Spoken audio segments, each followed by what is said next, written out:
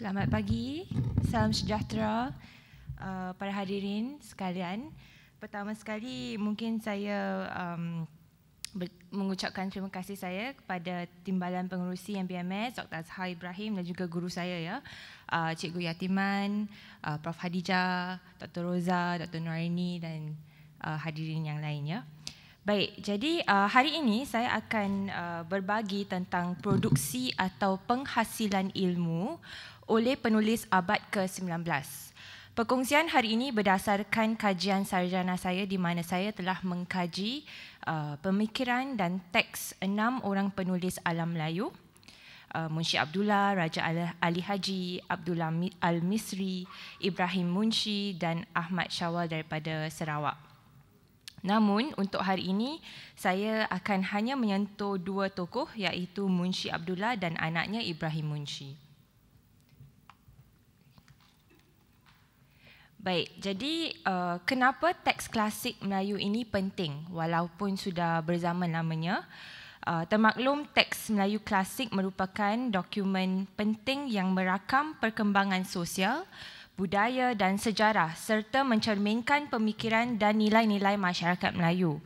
Lebih daripada itu, presentasi hari ini mengkedepankan pendapat bahawa korpus-korpus yang ditulis oleh penulis-penulis alam Melayu abad ke-19 ini muncul sebagai satu penghasilan atau produksi ilmu yang terus berkesinambungan sehingga hari ini. Ini kerana teks-teks ini masih dibaca, dicetak semula dan dikaji. Namun, dominasi sarjana dan pendekatan kolonial serta terhadnya respons kritis terhadap pendekatan-pendekatan ini telah menghalang wacana kritis mengenai penghasilan ilmu alam Melayu. Perkongsian ini mengetengahkan pendapat bahawa untuk menaik taraf kesusasteraan Melayu ke tahap sastra dunia, kita perlu untuk menghargai dan menilai sumbangan penulis abad ke-19 secara sepenuhnya melalui pendekatan sejarah sosiologi yang kritis dalam membina keilmuan tempatan alam Melayu, dan ini amat penting dan harus kita ambil kira dalam kajian sastra klasik Melayu. Ya. Baik, jadi seperti yang saya katakan tadi, hari ini saya hanya dapat mengetengahkan 2 tokoh kerana waktu terhad ya. Jadi mereka ini kita tahu anak beranak ya, Abdullah Munshi Abdullah dan anaknya Ibrahim Munshi. Dan kenapa saya memilih mereka untuk hari ini? Kerana mereka dalam kalangan Melayu, penulis Melayu abad ke-19, Munshi Abdullah ini sangat terkenal, ya, teksnya, pemikirannya dan sebagainya.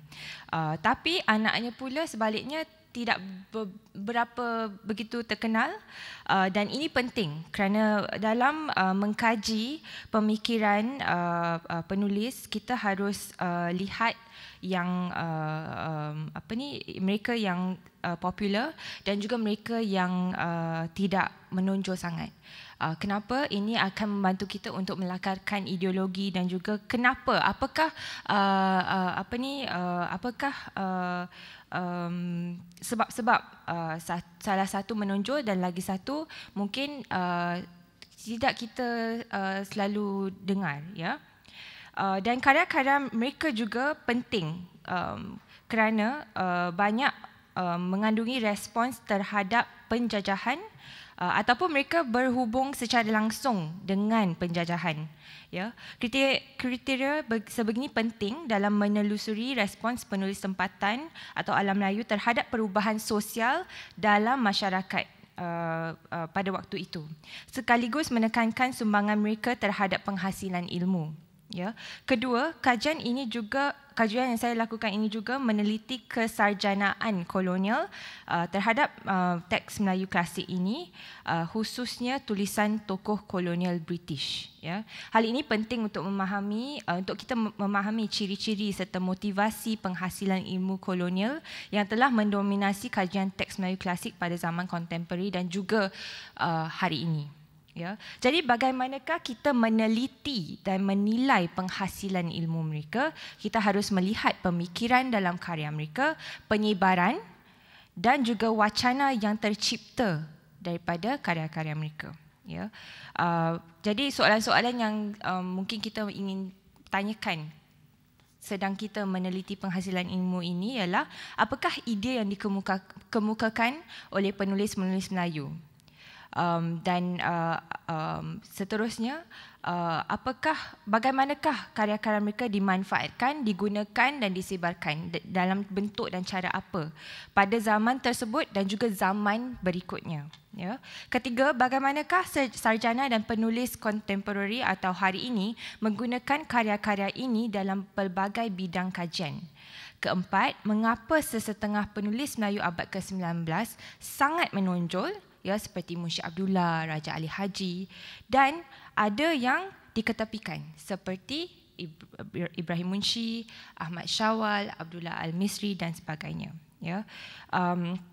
Dan kelima, apakah pendekatan dan persoalan yang dapat diperhatikan dalam kajian-kajian ini dalam menyumbang kepada penghasilan ilmu tempatan pada masa hari ini. Jadi di sini bila kita menyebut tentang penghasilan ilmu ini, bukan sahaja penghasilan ilmu oleh tokoh-tokoh, tetapi sarjana-sarjana yang mengkaji, sarjana-sarjana yang membaca. Jadi seperti yang saya sebutkan tadi, penghasilan ilmu tu berterusan dan berkesinambungan sehingga hari ini. Ya. Baik, jadi pendekatan apa yang saya gunakan dalam kajian ini? Pertama sekali, yang paling utama ialah mengkaji penghasilan ilmu menuntut suatu analisis yang bersifat sejarah dan sosiologi. Dia tidak boleh saja dalam bentuk kesusastraan sahaja. Ya. Dan di sini penting untuk kita melihat sosiologi ilmu yang dikedepankan oleh Karl Mannheim dalam kajian ini kerana beliau menekankan kepentingan menelusuri idea-idea daripada asal-usul sosio-sejarah dan kepentingan kumpulan. Kepentingan kumpulan di sini bermaksud group interest. Kita semua ada interest sendiri, ya. Di sini kenapa kita hadir di sini? Kita ada interest sendiri. Bukan kerana ingin menuntut ilmu saja, tapi kita ada interest, ya. Kita nak berjumpa dengan sekian-sekian. Kita mahu mendapatkan buku dan sebagainya. Kita semua ada group interest. Kita ada kepentingan sendiri, ya. Dan juga beliau juga menekankan kepentingan mengenal pasti gaya pemikiran ataupun style of thought. Dan di sini gaya pemikiran merujuk kepada kecenderungan dan sudut pandang dalam berfikir yang mencerminkan orientasi tertentu seorang pemikir, intelektual ataupun kumpulan yang beliau associate with. Jadi untuk memperkukuh sosiologi ilmu ini, baik juga kita memasukkan perspektif mengenai hubungan antara sosiologi dan sejarah. Hubungan antara kedua-dua ini penting. Kita tak boleh guna sosiologi saja. Kita tak boleh gunakan sejarah saja. Kita kena perlu gunakan kedua-duanya, dan di sini saya termakan sebagai historical sociological. Ya, kerana ahli sejarah seperti Edward Carr dan juga Christopher Dawson juga telah menekankan kepentingan sains sosial, khususnya sosiologi, dalam pembacaan dan analisis sejarah. Ya, penting sekali untuk kita ada perspektif itu, dan mereka berdua memberikan respons terhadap pendekatan positivis atau empiris Rankian, R-A-N-K-E-A-N, dalam membaca sejarah yang menekankan kesimpulan yang tercipta dari fakta. Maksudnya sejarah itu penulisan sejarah itu terlahir daripada penelitian fakta saja. Jadi kalau tak ada fakta, tak ada facts, tak ada statistik, itu bukan sejarah bagi mereka. Ini approach Rankian, ya. Dan dengan pendekatan inilah kita akan masuk ke dalam ranah teks klasik Melayu kita. Ya, dan pertama sekali di sini saya rasa kita tak perlulah berjela-jela tentang Munshi Abdullah. Saya rasa semua kenal dengan beliau, tapi apa yang kita harus lihat di sini ialah hubungan dekat beliau dengan tokoh ataupun personality ataupun pegawai-pegawai British kerana kemahiran bahasa Melayu beliau. Ya, dan ini sangat diperlukan ketika pihak British ada di sini kerana mereka harus mempelajari bahasa, mereka harus tahu lenggok bahasa, dan juga bagaimana untuk approach orang-orang di sini. Ya, jadi kerana itu beliau sangat dekat dengan orang-orang British ini, ya. Dan Abdullah telah menghasilkan pelbagai karya termasuk puisi, prosa, autobiografi dan banyak lagi.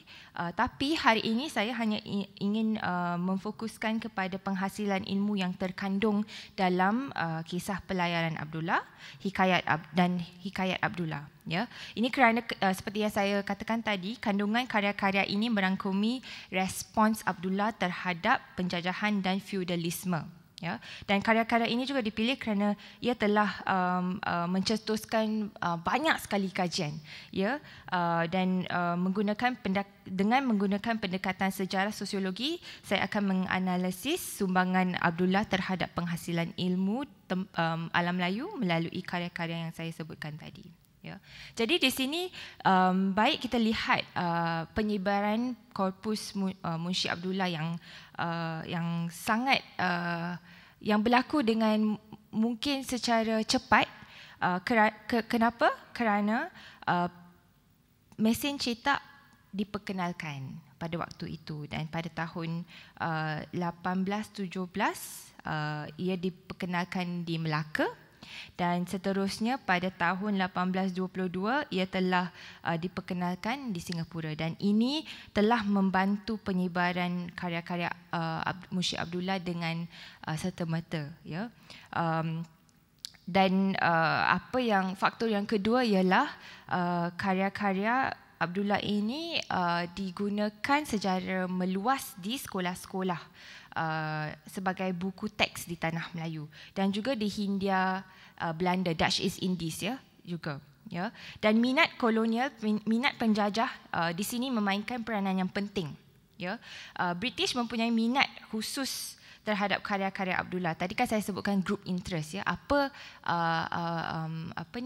interest golongan British ini terhadap karya Abdullah? Pertama ialah dalam teks Abdullah, beliau sangat bersimpati terhadap British, khususnya Raffles, ya. Kedua, kritikan Abdullah terhadap masyarakat dan kepemimpinan Melayu dalam karyanya telah digunakan oleh British untuk sebagai satu justifikasi untuk mereka menjajah, ya. Dan ketiga, bahasa yang digunakan Abdullah dianggap realistik dan tepat untuk zaman tersebut, tidak seperti bahasa-bahasa yang digunakan dalam hikayat dan syair yang bersifat langka, ya. Jadi oleh itu, atas sebab-sebab ini saya fikir, ya, karya-karya Abdullah ini ditransliterasi, diterjemahkan dan dicetak dengan cepat, dan ini dilakukan melalui mesin cetak untuk dijadikan school books, ya, buku teks sekolah. Dan pada waktu yang sama juga bilangan sekolah pada waktu itu sedang meningkat. Jadi wajarlah, ya, kita perlukan teks juga. Jadi di situ buku-buku Abdullah mengisi kekosongan itu, ya. Dan karya-karya Abdullah juga dijadikan bahan bacaan standard dalam bahasa Melayu untuk sebagai satu rujukan pegawai-pegawai British ketika mereka mempelajari bahasa, budaya dan masyarakat Melayu, ya. Baik, seterusnya di sini saya lakarkan beberapa timeline, ya, di mana kita boleh lihat penggunaan teks Abdullah ini melangkaui abad, ya, daripada abad ke-19 dan sehingga kini abad ke-21 masih digunakan lagi sebagai rujukan di sekolah dan juga kajian, ya. Dan ia sebenarnya buku-buku Munshi Abdullah ini ia dimulakan pertama sekali digunakan di sekolah-sekolah Kristian, ya, dan setelah itu digunakan di sekolah-sekolah di negara-negara Selat, dan juga nanti digunakan di Sultan Idris Training College, dan di sini ialah tempat yang sangat penting, sekolah yang sangat penting untuk guru-guru, untuk wartawan, untuk intelektual Melayu pada zaman tersebut, ya. Dan hingga abad ke-20 dan 21 ini buku-buku Abdullah masih digunakan, ya. Dan di sini kita dapat lihat betapa tersebar luasnya buku-buku Munshi Abdullah. Dan seterusnya saya masuk ke analisis pemikiran Munshi Abdullah sendiri. Jadi ini bacaan saya dengan bantuan kajian sarjana terdahulu juga, ya, kita lihat bahawa dengan menggunakan pendekatan sejarah sosiologi, kita dapat lihat bahawa Abdullah telah menimbulkan persoalan tentang masyarakat Melayu abad ke-19 yang tidak ada kepemimpinan daripada golongan pembesar Melayu.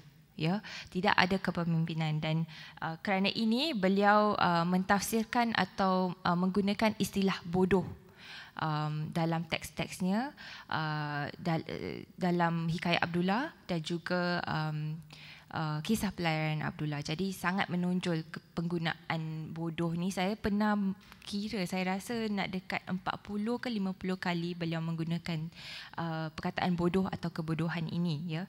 Tapi walaupun Abdullah ada menyebut tentang kebodohan rakyat kebanyakan, kritikannya lebih tertumpu kepada golongan pembesar Melayu, ya. Secara terbuka beliau menggambarkan mereka sebagai bodoh kerana mereka tidak cukup ilmu, pengetahuan dan pemikiran rasional, dan tiada rasa hormat ataupun tidak ada minat terhadap penimbaan ilmu. Ya, jelas bahawa Abdullah tidak menggunakan perkataan bodoh itu untuk merendah-rendahkan, tidak, tapi beliau menggunakan ia sebagai kritikan tajam terhadap pemimpin feudal Melayu. Ya, dan di sini kita lihat saya telah melakarkan penggunaan kebodohan, perkataan kebodohan Abdullah ini dalam 3 sisi. Pertama ialah pengabaian terhadap bahasa Melayu, kedua amalan hurafat dan pemikiran tidak rasional yang berleluasa pada waktu itu, dan akhir sekali kepemimpinan yang lemah dan tidak adil. Ya. Jadi di sini saya ada satu tukilan ni, ya, dia berkata, aku melihatkan dan memikirkan hal orang Melayu ini belum sedarkan akan dirinya, ia tinggal dalam bodohnya itu, oleh sebab dia tidak mahu belajar bahasanya sendiri dan tiada mahu menaruh tempat, maaf ya kesalahan ejaan di situ, belajar bahasanya itu, ya. Dan di sini adalah beberapa kali Abdullah telah mengkritik keadaan masyarakat Melayu yang dalam keadaan tidak tahu dan tidak berpendidikan. Ya, pertama beliau melihat, sebagai contoh beliau beliau mengkritik amalan menghafal dan membaca Al-Quran secara mekanikal tanpa memahami maksudnya. Ya, bagi Abdullah, proses untuk mendapat ilmu seharusnya bermula dengan penguasaan bahasa ibundanya terlebih dahulu. Jadi beliau kata, apa gunanya belajar, boleh baca Al-Quran, tetapi macam mana nak faham kalau mereka tak tahu bahasa Arab tu? Jadi beliau katakan, belajar dulu bahasa Melayu. Apa kata kita kuasai bahasa Melayu itu dulu, baru kita boleh belajar bahasa lain, bahasa Inggeris atau bahasa Arab dan sebagainya. Ya. Beliau juga melihat sikap komplasen orang Melayu yang tidak ingin mempelajari bahasa Melayu, yang seperti saya katakan, dan menyifatkan ini sebagai satu pemikiran yang bodoh kerana mereka menganggap bahasa itu mudah. Ya, tak nak belajar bahasa Melayu kan mudah. Dan ini seringkali kita masih dengar hari ini kan, bahasa Melayu mudah, kita tak payah belajar kan. Dan ini padanya telah menghalang orang Melayu untuk memahami dan menghayati bahasa dengan lebih mendalam. Lantas ini menjadi satu vicious cycle, ya, kerana Abdullah melihat tidak ada mereka yang guru-guru pakar bahasa Melayu pada waktu itu, tidak ada. Cuma mungkin beliau dan munshi-munshi yang lain, tapi waktu itu tak ada langsung yang faham, yang mahir dalam bahasa itu, ya. Dan oleh itu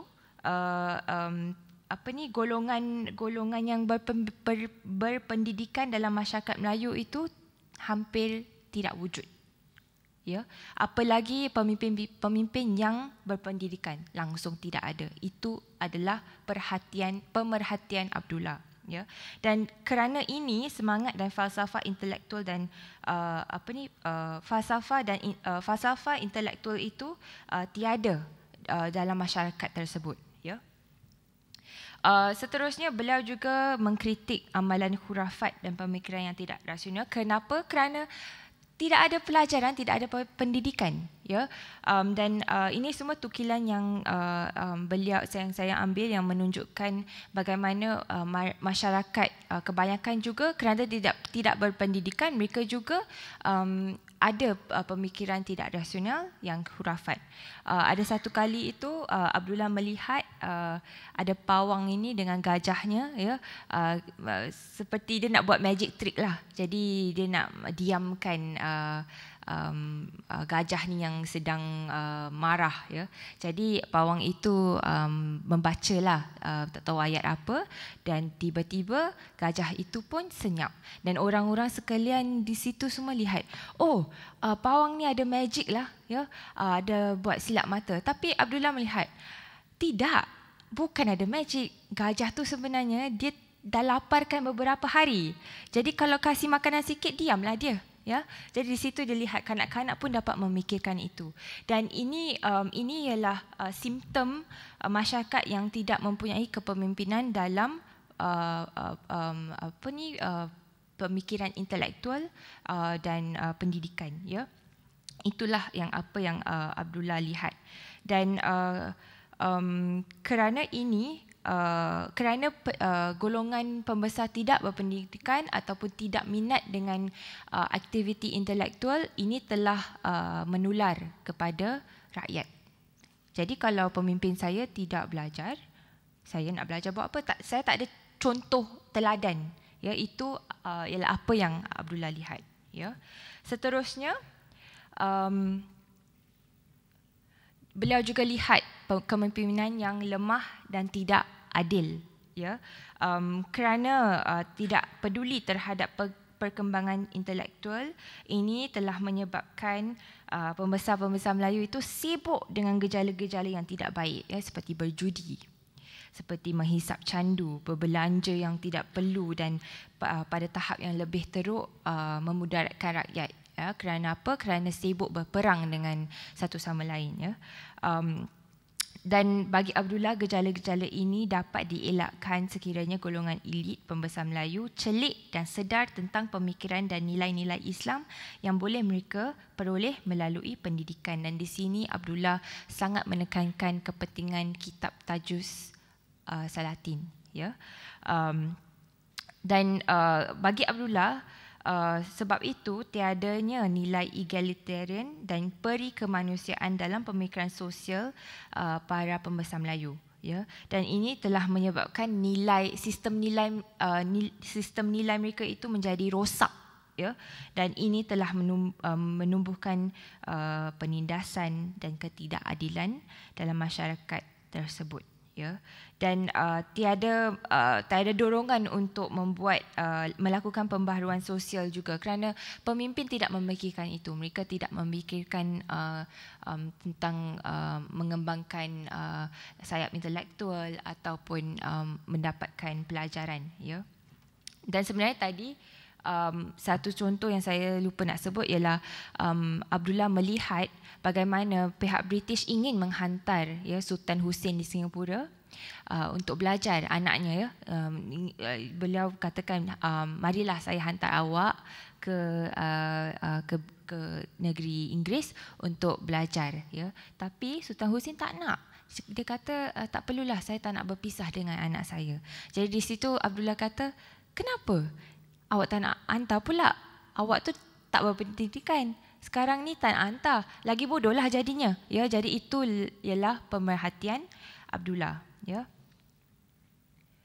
Baik, jadi di sini saya pulang kembali ke teori di sini, iaitu kita telah melihat bagaimana Abdullah menggunakan istilah bodoh itu untuk membicarakan 3 isu penting ini, dan jelas sekali bahawa pemikiran Abdullah ini dipengaruhi konsep kemodenan, tetapi pada masa yang sama berteraskan kemanusiaan yang disyorkan dalam Islam, seperti mana yang diangkat dalam Tajus Salatin.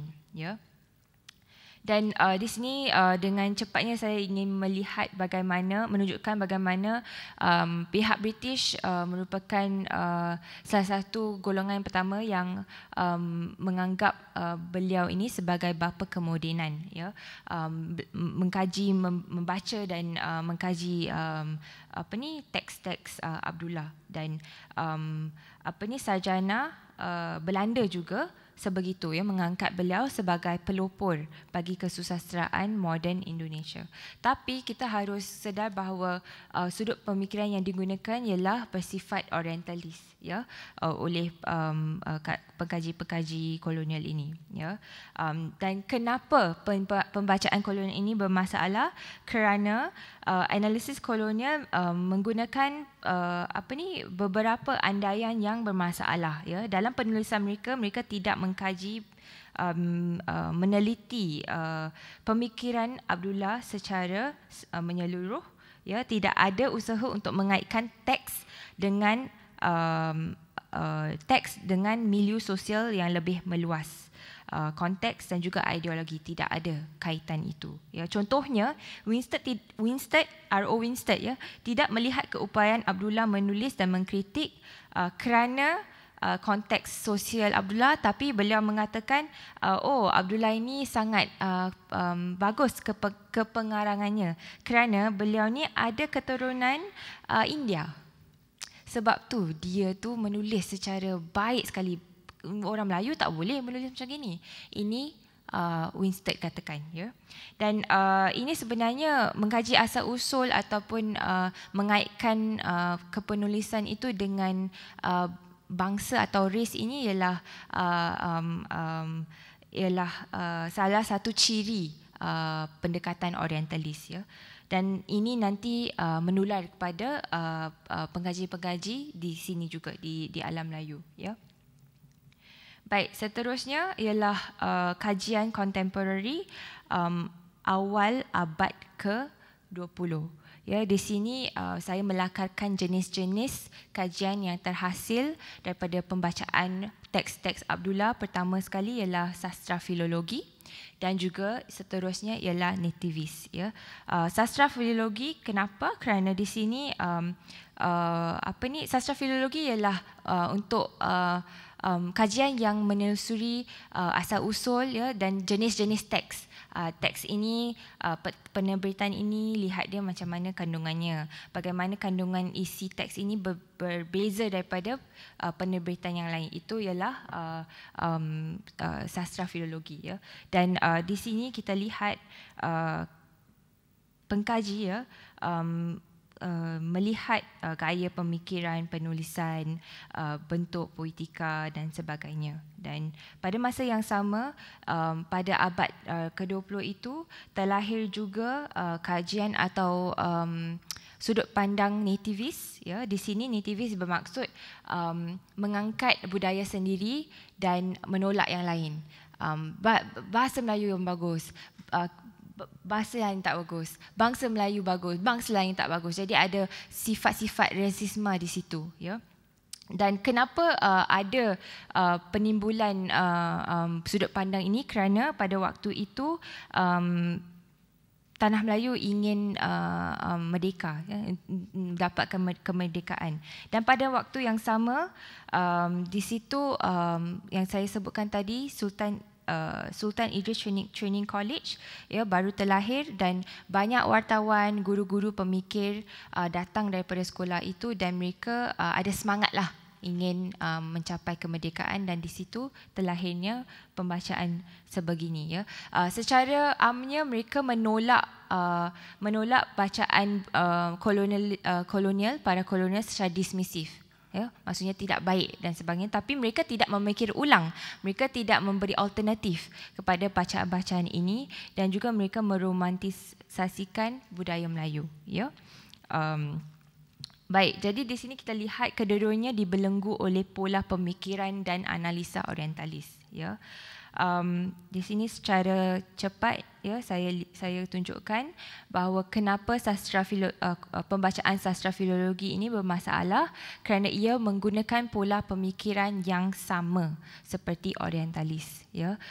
Dan di sini kerangka sains sosial ini tidak digunakan dalam menganalisa teks-teks Abdullah, ya. Dan kenapa juga bacaan nativis ini bermasalah? Kerana mereka menggunakan hujah-hujah yang bersifat perkauman rasisme dan juga memaksa keaslian dalam kebudayaan. Maksudnya budaya Melayu yang asli kita tidak boleh mengubahnya.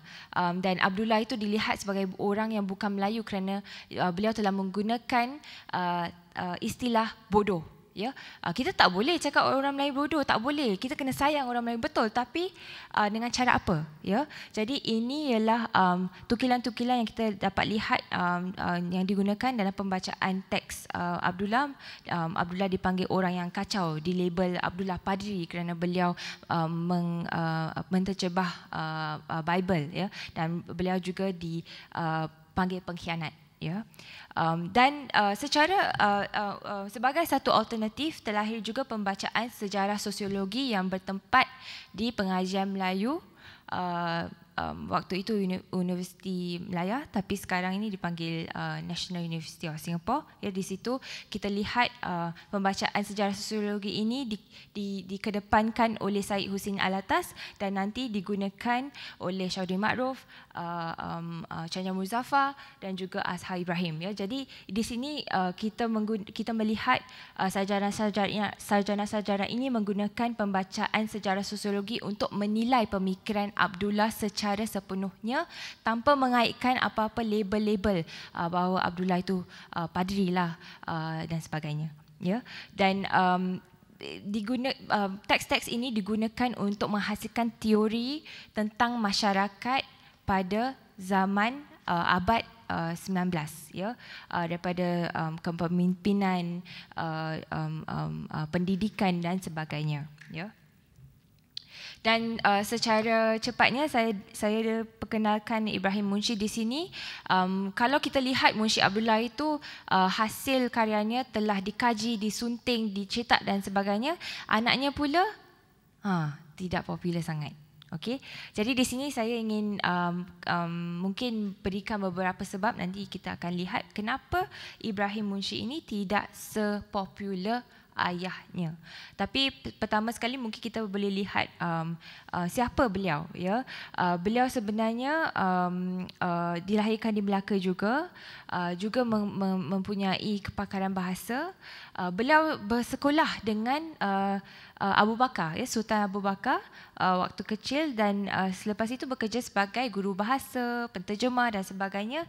Dan kerana hubungan dekat beliau dengan keluarga Sultan Abu Bakar itu, Maharaja, ya, pada waktu itu Maharaja Abu Bakar itu, beliau telah naik menjawat, ya, jawatan-jawatan penting dalam pentadbiran kerajaan Johor Bahru. Ya, dan di sini kita lihat beliau menulis beberapa buku. Yang paling popular ialah Kisah Pelayaran Munshi Abdullah. Tapi seperti yang saya katakan tadi, ia tidak sepopular buku ayahnya. Ya. Kenapa? Kita akan lihat sebentar lagi. Ya, pertama sekali tidak popular kerana tiada minat daripada kolonial. Ya, British tidak minat, tidak membaca karyanya. Juga Winstead, kalau kita lihat beliau hanya menulis 3 perenggan sahaja tentang Ibrahim.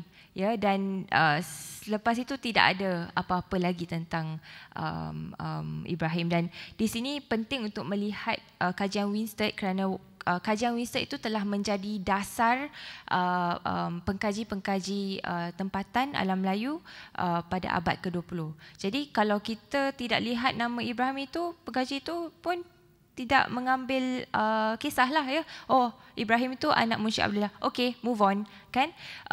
Dan juga ada satu tanggapan bahawa beliau hanya seorang juru tulis istana. 2 minit. Okey. Dan cetakan buku Kisah Pelayaran Abdullah ini lambat. Ya, lambat sekali. Cetakan pertamanya ialah 1919, ya.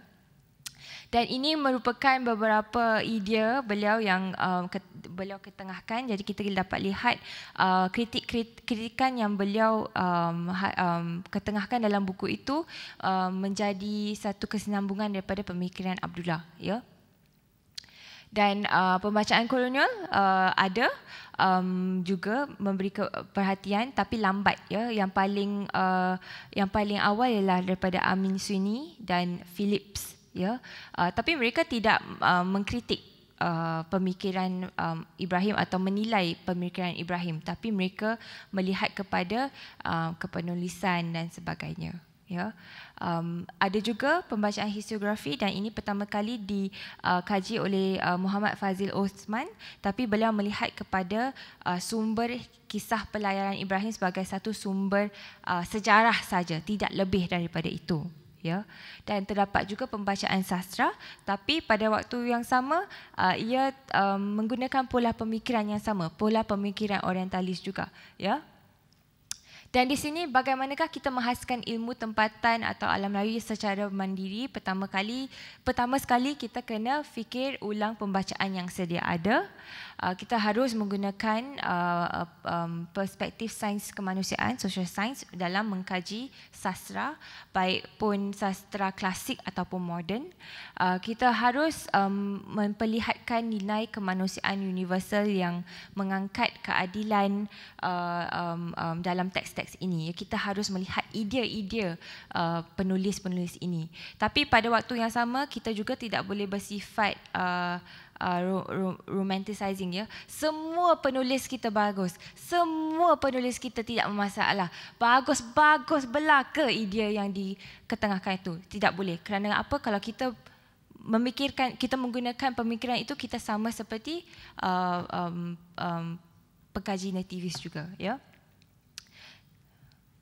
Dan di sini akhirul kalam ini ialah kerangka yang saya ketengahkan. Penghasilan ilmu, kalau kita ingin mengkaji penghasilan ilmu itu, kita harus melihat idea dan pemikiran penulis, penyebarannya, dan juga perbincangan dan wacana-wacana yang terhasil daripada pemikiran mereka dan teks mereka. Terima kasih.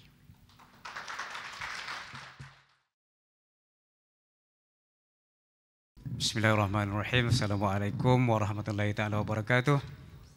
Salam sejahtera, salam mesra, salam Malaysia Madani. Singapura? Salam Singapura Merdeka. Alhamdulillah. Alhamdulillahirabbil alamin, wassalatu wassalamu ala Rasulillah wa ala alihi washabbihi ajmain. Rabbi shrah li sadri wa yassir li amri wa hlul 'uqdatam min lisani yafqahu qawli, amma ba'd. Terima kasih kepada saudara pengacara yang saya hormati. Saya mungkin tak kenal, tapi pasukan kerja Mastra Singapura, rakan-rakan sahabat Mastra daripada Brunei dan juga Indonesia, dan juga rakan-rakan daripada Mastra Malaysia, hadirin hadirat yang saya hormati sekalian. Saya doakan saudara sihat dan saya juga sihat pada pagi ini dengan cuaca mendung, dingin dan nyaman sekali. Saya harap Mastra kita dapat berjalan dengan lancar dan mulus lah. Baik, pertama sekali saya ucapkan terima kasih kerana menerima kami ke Singapura untuk kali ini. Dan apa ni, saya rasa inilah bukan pengalaman pertama saya ke sini. Agak banyak kali jugalah. Kalau nak ceritakan kisah lama ni memang sonok. Kena bentang saya tu ketah kerja. Saya pernah bekerja di Singapura ni tahun 1984. Ada yang tak lahir lagi pun saya tu. Betul di Serangoon Road. Masa itu ada lagi rumah-rumah kayu lagi kat situ. Pada waktu itu Singapura dia import pasir daripada Batam kan, daripada Indonesia, bawa ke sini, dan saya kerja dengan satu bot yang bawa tongkang tu masuk ke dalam Serangoon Road, ke dalam itu. Selama 2 bulan, dan saya dapatlah dibayar 420 dolar Singapura. Darab dengan 1 poin berapa macam tu, dapatlah sikit untuk belanja saya mengambil peperiksaan STP di Kuala Lumpur. Baik, datang ke Singapura ni sebenarnya seperti balik ke rumah saya sendiri sebenarnya. Tak ada bezanya antara Singapura, Tanjung Malim, saya ingat semua. Dan ramai ahli-ahli rakan-rakan kita di Singapura ni memang pernah belajar di SITC yang tadi disebutkan oleh pembentang yang pertama tadi. Saya boleh sebut seorang-seorang macam Cikgu Arwah Pak Sarman Markasan, Sarman, Cikgu Siddiq Sanif, Pak Arif, dan ramai lagi lah. Saya ingat lebih daripada 12 orang kat sini yang pernah belajar di SITC. Dan dari seorang lagi daripada Singapura yang belajar di SITC lah anak Cikgu Sidik Sanif kalau tak silap saya. Sambung sekarang ni buat di peringkat S3. Jadi saya ingatlah itu satu pengenalan yang baik lah. Saya nak beritahu bahawa Singapura, Tanjung Malim ni tak ada bezanya kan. Cuma yang beza nampak Azhar je. Sebab rambut dia makin panjang. Tahun lepas jumpa di Brunei nampak tak berapa panjang sangat. Okey. Saya ada bawa satu topik. Tapi ini tak adalah nampak seronok sangat. Tapi nampak macam industri kan. Mengantarabangsa, macam nak ekspor produk sastra kita ni. Tapi walaupun kecil, tapi saya ini sangat penting dalam konteks sastra Melayu lah. Tapi saya mengambil itu dari konteks Malaysia sebagai satu produk sastra, iaitu teori. Tadi kita pun dengar pembentang-tamu cerita pasal teori juga kan, walaupun berliga tentang Mushi Abdullah dan juga Ibrahim Mushi dan sebagainya. Jadi dia masih juga berliga dalam konteks itu. Nak pergi ke mana sebenarnya sastra kita ni kalau tidak ada teori? Saya ingat macam kita tak tahu nak ke mana tu. Okey, baik. Saya teruskan ke ada orang yang uruskan? Baik, saya ambil ini yang diberikan oleh Mastra Singapura di bawah topik Global Selatan dan Gerakan Sastra Dunia. Di bawah ada satu sub kecil nombor 3 tu, iaitu memperkenalkan sastra lokal ke Global Selatan. Okay. Kalau nak memperkenalkan sastra kita ke Global Selatan ni, seolah-olah kita memperkenalkan kepada diri kita sendiri. Kita dalam kategori Global Selatan lah kan. Jadi Global Selatan tu barangkali bukanlah dalam lingkungan Asia Tenggara ni, barangkali ke negara-negara lain. Tapi penting bagi saya ialah istilah itu memperkenalkan tu. Kita nak memperkenalkan. Sebab bagi saya kita tengok sastra kita ni betul ke ada orang tahu? Orang tahu. Saya ingat ramai orang tak tahu tentang sastra kita. Mungkin yang jadi akademik duduk di universiti barangkali dia tahu. Yang lain yang jadi khalayak yang bukan akademik ni di luar, yang disebut tadi pemikiran-pemikiran, dia orang tahu tak? Saya rasa dia orang mungkin tak tahu. Dan kita dalam pentas ini pun saya rasa ramai yang tak tahu. Mungkin hari ni baru kenal Mushi Abdullah kot, ataupun Ibrahim Mushi baru kenal hari ni. Sebab ada foreign academy macam ni. Kalau tidak kita tak tahu. Jadi dalam banyak-banyak yang saya nampak yang sangat menghegemoni kita, menguasai kita sekarang ni lah dalam dunia sastra bagi saya lah di bidang teori ni. Kalau bidang-bidang yang lain yang bukan bidang teori ni, dia sastra Melayu dah ada disebut sudah menguasai dunia lama dah. Malah dibawa oleh orang-orang barat ke negara mereka sendiri. Walaupun mereka tak gaji, walaupun hanya simpan, tetapi maknanya dia sudah berada di luar daripada alam Melayu. Okey. Salah satu produk yang saya ingat nampak beza sikit ialah di antara sastra kita dengan sastra Melayu, khususnya dalam konteks Malaysia dengan sastra di luar ni, ialah kerana adanya teori yang dijana oleh sarjana sastra Malaysia itu sendiri. Okay.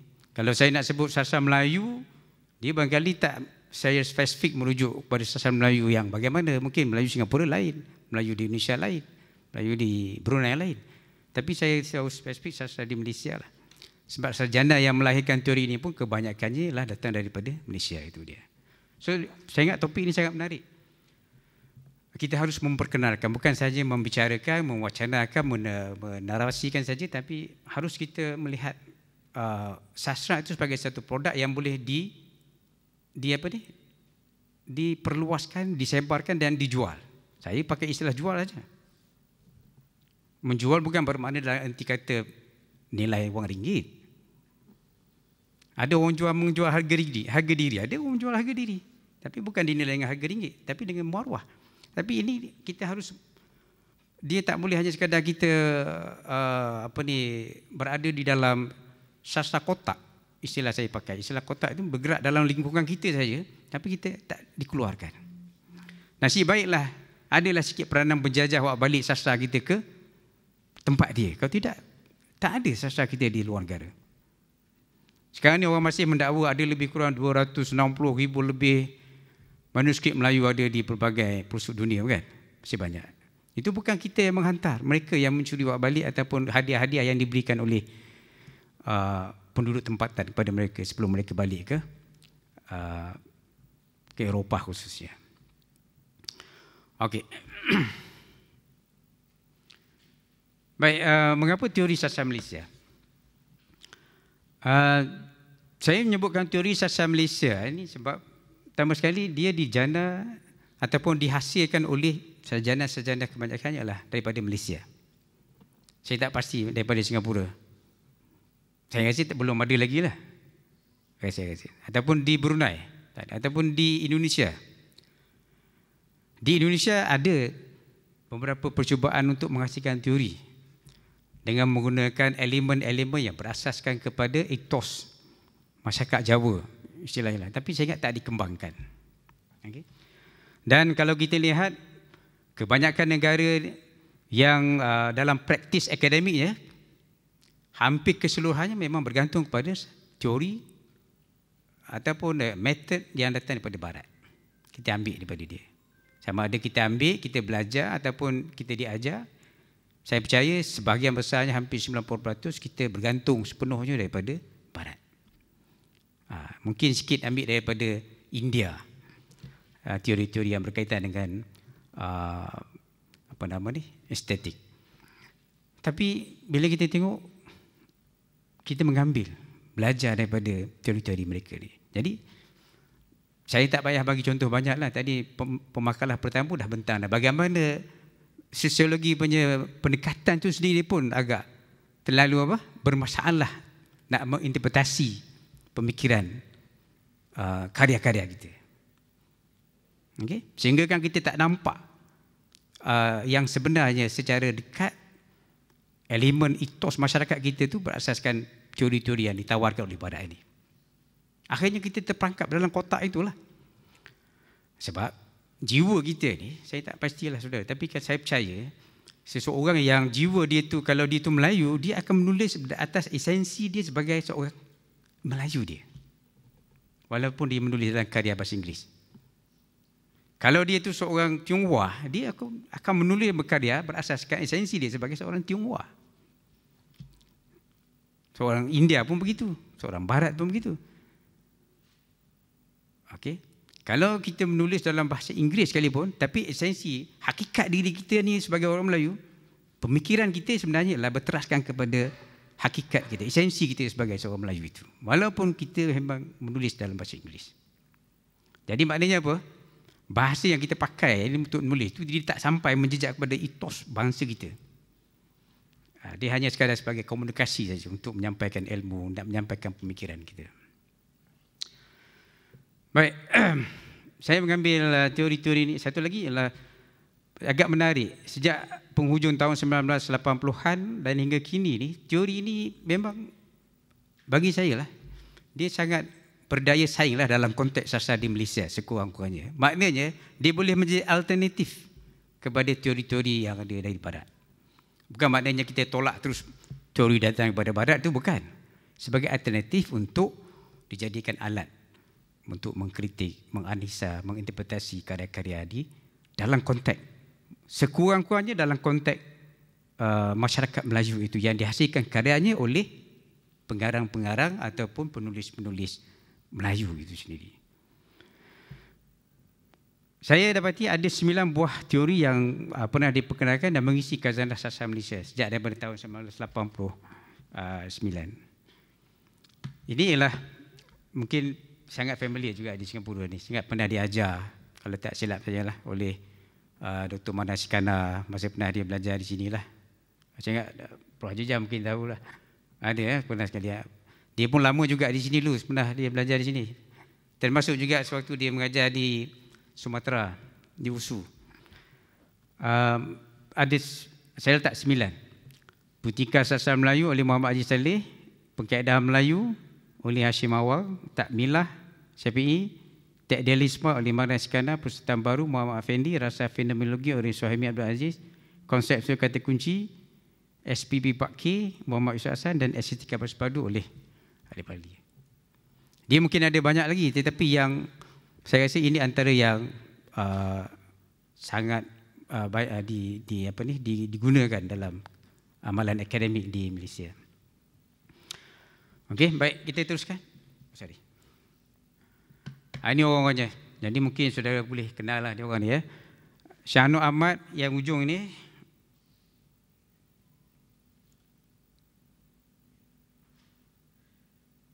Tak nampak Shah Nur yang ini ya, Shah Nur ni. Shah Nur ni Kasim Ahmad. Kemudian ini Hashim Awang, Muhammad Haji Saleh, Syafiq Bakar dan seterusnya lah di bawah ni. Dan mereka ni saya fikir dua orang tokoh yang pertama ini iaitu Shah Nur ini dan Kasim Ahmad ni merupakan tokoh yang sangat penting sebagai orang yang mencetuskan idealisme berfikir secara teoretikal untuk memahami siasat Islam pada asalnya. Saya ingat dalam sekitar 1977-78 itu ada berlaku polemik dua orang tokoh sini di Malaysia sangat hebat sehingga kan barulah orang terfikir perlunya ada satu definisi tentang siasat Islam oleh dua orang tokoh ini. Tetapi tidaklah begitu disambut dengan begitu cepat oleh tokoh-tokoh berikutnya. Selain daripada dua orang ni, Shah Nur dan juga Kasim ini, yang penting lagi lah Muhammad Haji Saleh. Muhammad Haji Saleh ni kita tahu dia latar belakangnya siasat Inggeris. Daripada sarjana muda, sarjana dan juga PhD semua di luar negara. Bila kita baca yang karya yang ditulis memang dia sudah berkelumbar dengan siasat Inggeris begitu lama, kenal ada teorinya masing-masing. Di negara Jepun ni ada teori, di England ni ada teori, di Perancis ada teori. Bila dia balik ke Malaysia dia tengok mananya teori sastra yang nak ceritakan sastra Melayu tu mananya tak ada. Dia bermula dari situlah. Ada seorang profesor yang pernah dia belajar di Michigan yang menceritakan tentang bagaimana perlunya ada teori untuk menjelaskan sastra masing-masing. Okay? Kita sebenarnya tiap-tiap hari kita berteori, betul tak? Kita tak berteori? Macam mana kita boleh tak berteori? Saya nak datang sini pun saya banyak teori tadi. Saya tengok kat sini saya menteorikan macam-macam. Oh begini, sehingga saya tanya Dr. Azhar ni berapa tingkat ni? 14 tingkat. Teori saya tadi ialah ni bangunan ni sebenarnya tak tinggi saya tadi. Sebab boleh nampak macam sebaya je dengan bangunan kat bawah. Jadi teori saya tak betul. Rupanya 14 tingkat. Teori ini ialah kita sebagai satu tanggapan kita nak mentafsir sesuatu fenomena. So macam mana kita nak faham satu fenomena tanpa ada teori?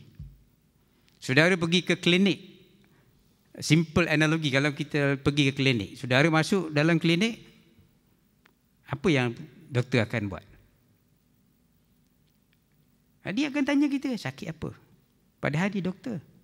Dia tanya kita yang sakit. Dia doktor. Sedap dia tak tahu.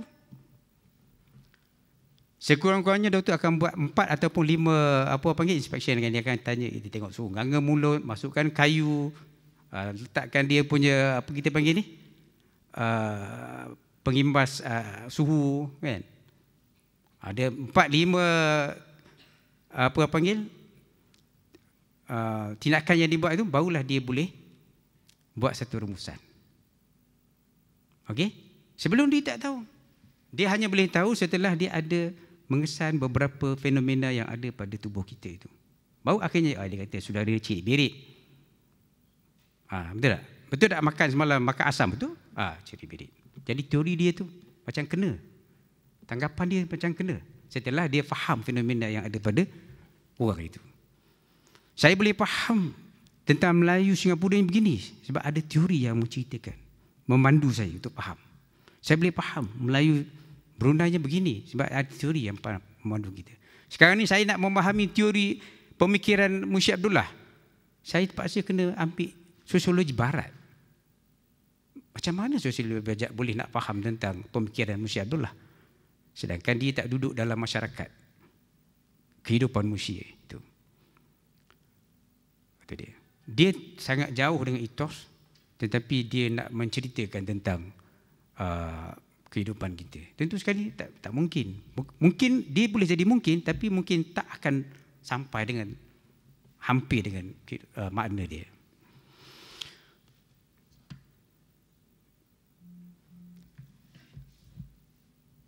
Ramai yang pun berdapat, terutama dari sarjana di Malaysia, yang percaya bahawa kemunculan teori-teori sastra Malaysia ini merupakan satu tantangan kepada teori barat yang sedia ada. Okay. Kalau kita baca pandangan mereka, memang antaranya lah teori-teori barat ni kebanyakan bila dia spesifik kepada satu bidang, dia hanya spesifik satu bidang itu saja. Dia tak akan ada kaitan dengan bidang dia lain.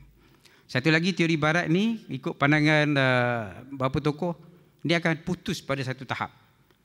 Kehidupan kita ni ikut mana-mana kita harus percaya bahawa hubungan kita tak putus. Bukan nak hidup di dunia saja, betul tak? Kehidupan kita ni sampai ke akhirat. Malah dia akan dipersoalkan di akhirat kelak.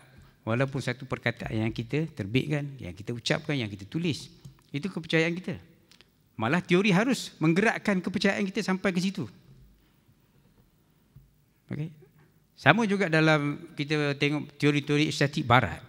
Dia sampai kepada satu peringkat, dia tak boleh sampai. Dia akan putus di tengah jalan. Dia itu hanya membincangkan keindahan dalam konteks rasa, taste, keindahan dalam bentuk benda-benda,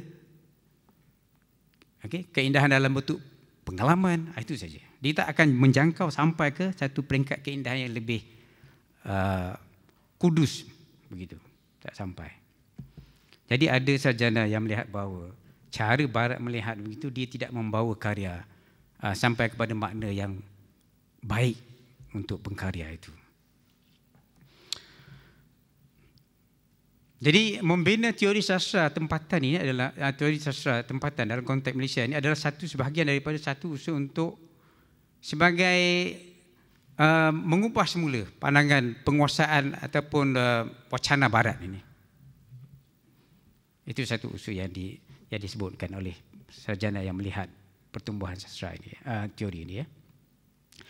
Jadi tokoh-tokoh yang saya sebutkan tadi, kita lihat dia sebagai satu perjuangan seolah-olah, tapi bukanlah nak melawan, tapi maknanya untuk menyediakan, bagi saya keadaan untuk menyediakan alternatif. Bukan nak lawan tak akan menang pun. Tetapi ada alternatif. Nak menyediakan satu alternatif kepada hegemoni barat. Bukan sahaja dari segi politik, ekonomi, tetapi juga dari segi bidang ilmu. Dan yang lebih kecil ialah dalam konteks sastra di negara Malaysia pada waktu itu. Okey, terus. Jadi penguasaan barat ini sebenarnya bukan baru. Sangat lama, malah dalam politik sampai sekarang pun, dan dalam konteks karya sastra ini, Anwar Ibrahim, tokoh Madani Malaysia pun menyebutkan dalam karya Gelombang Kebangkitan Asia ni, kekaguman cendekiawan Asia terhadap karya-karya agung barat ini sebagai satu bentuk penjajahan yang masih belum berakhir. Kalau saudara tak percaya, saudara boleh tanya dia masih ada. Jadi Perdana Menteri lagi. Betul tak Anwar Ibrahim sebut macam ni? Betul, dalam buku dia yang disebut. Dan diulang cetak oleh Dewan Bahasa lagi sekarang ni. Dia sendiri yang cakap. Jadi apa yang dia hendak daripada pandangan yang ditulis ni pada tahun 1997 ni? Apa dia yang hendak? Dia yang hendak, saya percayalah, yang dia hendak ialah supaya kita mempunyai gugahan pemikiran kita sendiri yang boleh, bukan kata menyaingi, bolehlah mengatasi pemikiran barat, yang boleh kita gunakan untuk kebangkitan masyarakat kita sendiri. Bukan mengambil pemikiran-pemikiran daripada barat itu. Walaupun hakikatnya bukanlah salah, bukan tak betul, tetapi maknanya kita ada pemikiran yang kita boleh kompos sendiri, boleh bina sendiri untuk mendengarkan, untuk mengangkat, untuk menjayakan kemajuan kita ke hadapan.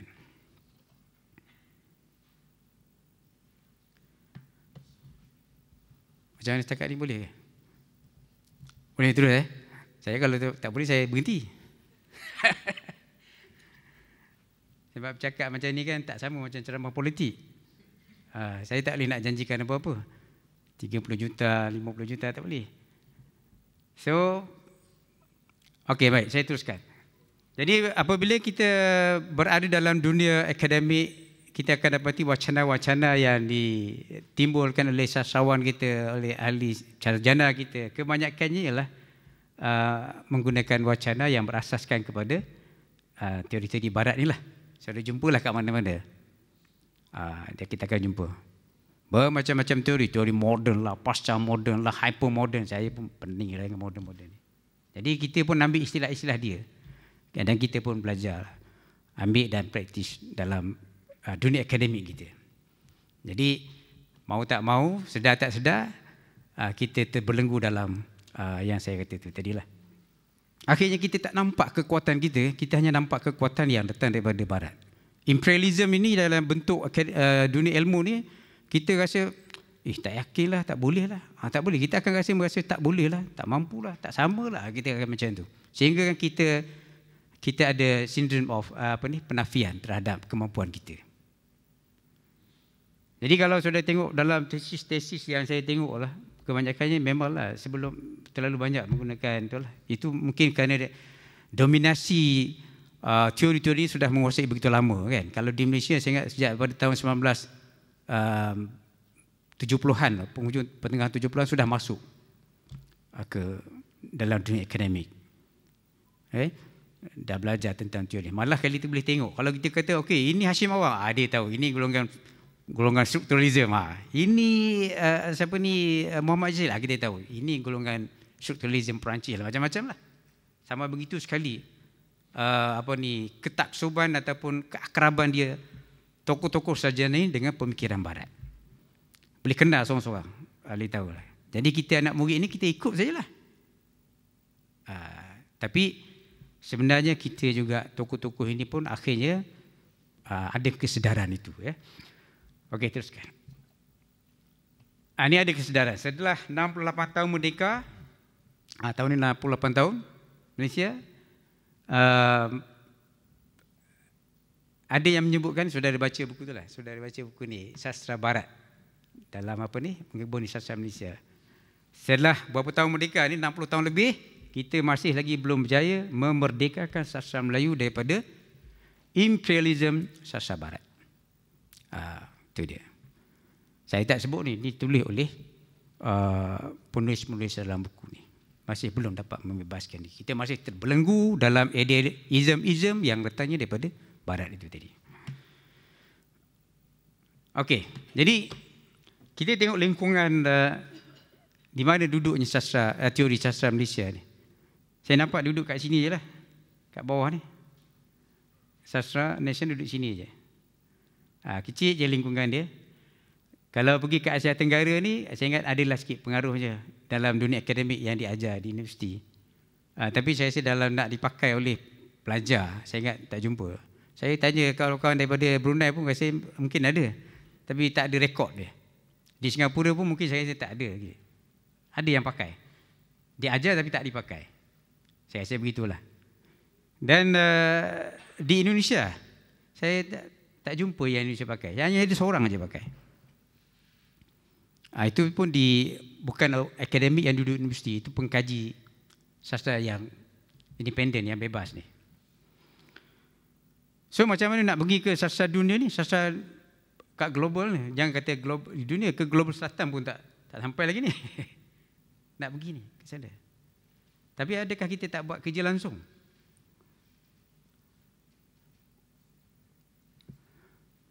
Dalam konteks kita nak melihat adakah teori-teori yang dihasilkan oleh sarjana Malaysia ni, ada tak dia punya kemampuan dia? Ada tak dia punya keasahan dia?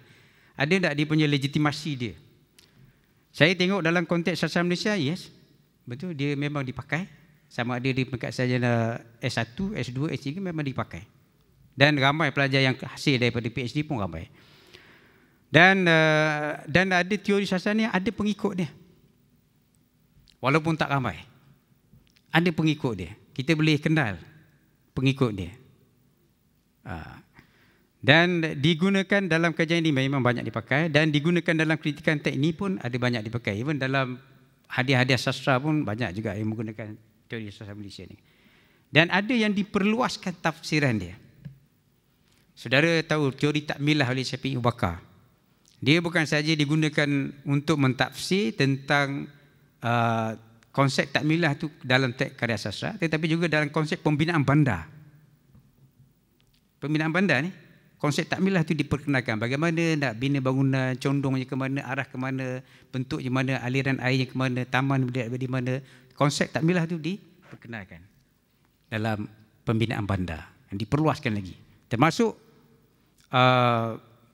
pembinaan bandar, ya satu lagi pembinaan bangunan ni saja. Itu bandar, ini bangunan. Kat mana nak buat tandas, kat mana nak letakkan ruang tamu. The concept of takmilah tu dia ditransfer ke pembinaan-pembinaan yang sifatnya fizikal itu tadi. Bukan hanya ke dalam teks. Itu diperluaskan sehingga ada ditulis buku. Sebab ada tulis buku itu teori takmilah, pentafsiran dan perluasan ada disebutkan.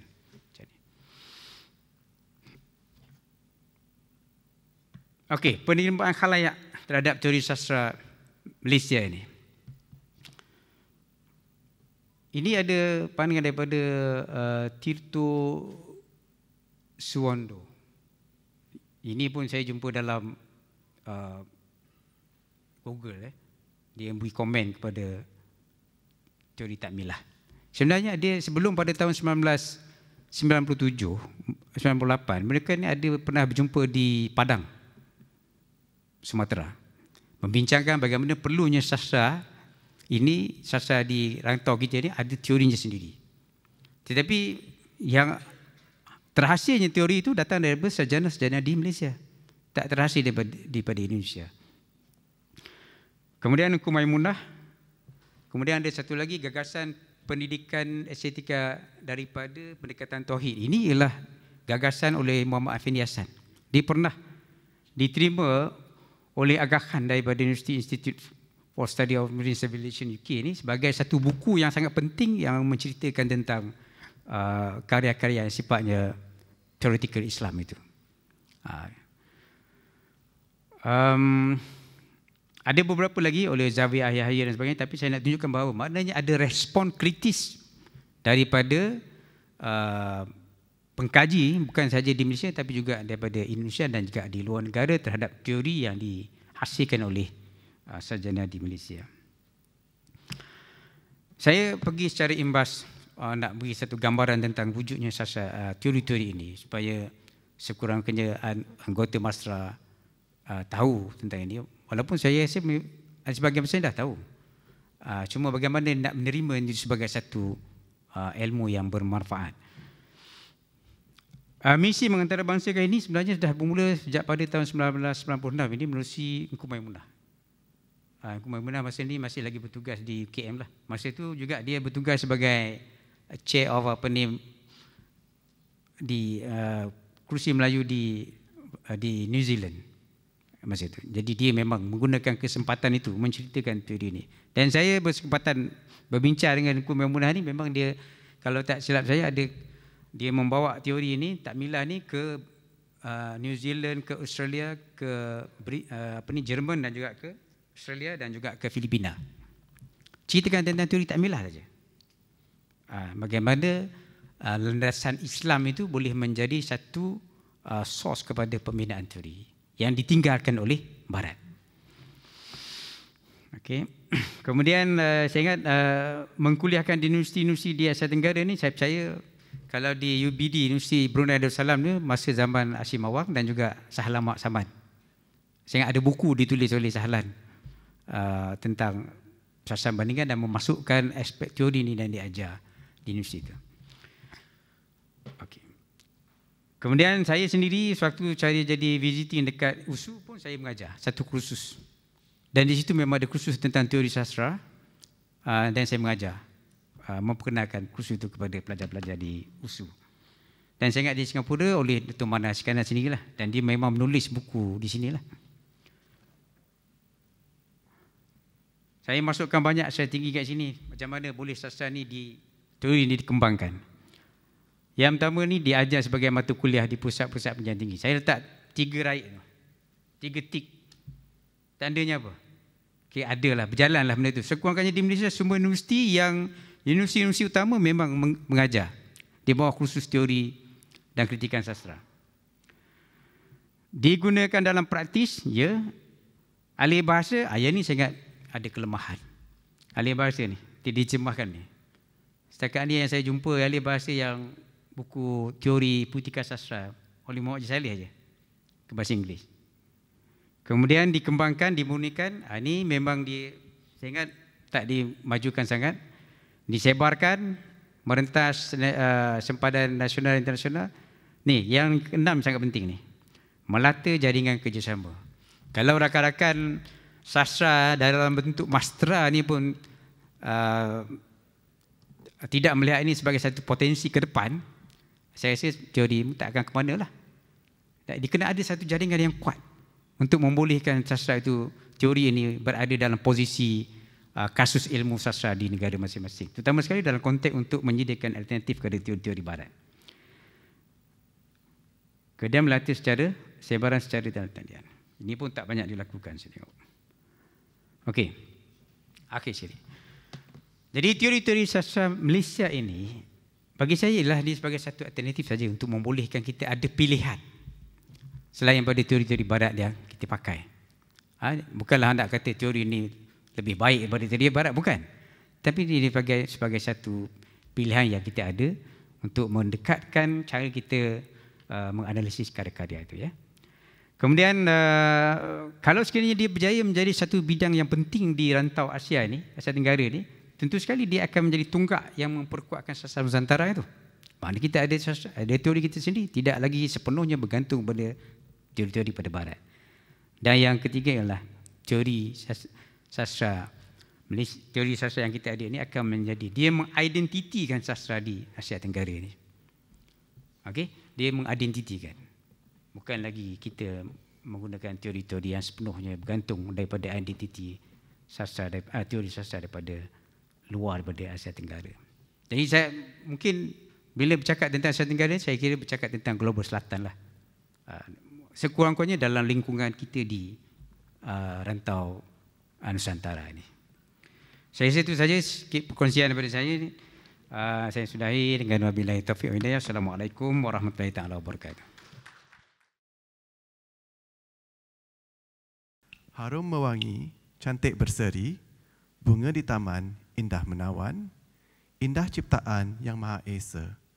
Hadirin hadirat, saya hormati, di NLB Mastera Majlis dijalankan, Rashikin Raja, pembuka bicara.